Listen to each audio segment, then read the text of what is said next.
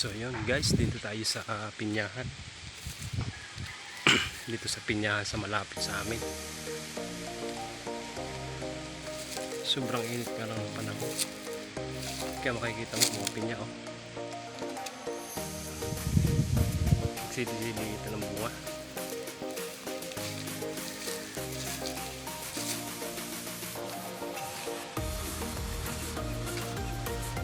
Ayan. Ayan pala guys ang mga pinya dito. Hindi masyadong maganda dahil nainitan ng araw. Sobrang mainit ang araw. Hindi tayo makapunta doon sa gitna para videohan. Napaka-init. Sobrang init ang sikat ng araw ngayon. Ayan o. Mga pinya yan guys. Kung makita nyo doon sa madami yun pinya. Pero kahit ganyan, napakatamis naman ang mga yan. Ito nga pala pinyahan dito sa malapit sa amin. Dito lang ang ginagawa nilang tanim, yan, ganyan. Tapos sina-harvest, binibinta sa palengke. Mainit na. Sikat ng araw.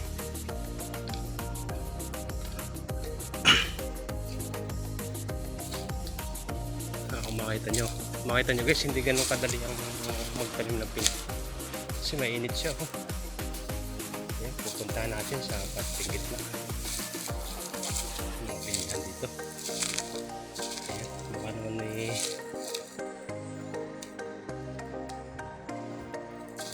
so yan, pinyahan ito ng kapitbahay namin.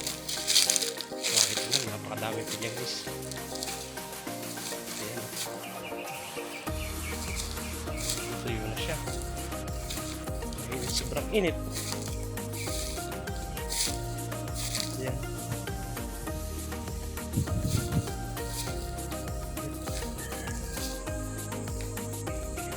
Pinya.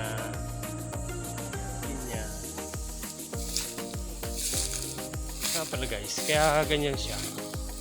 Hindi siya masyadong lilig.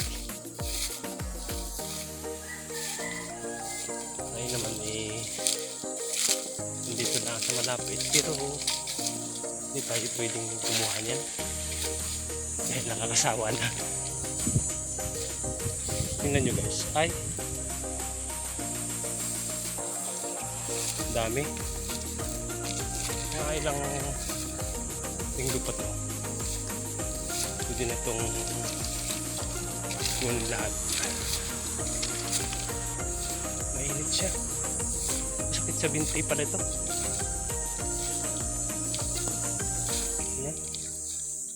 Sakit sa binti siya. Tayo dada. Napakatinik.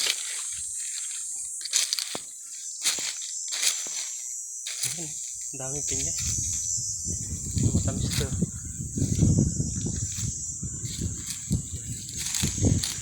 Yun o. Ang cute ng isa. Ang cute niya. Bago siya lumaki.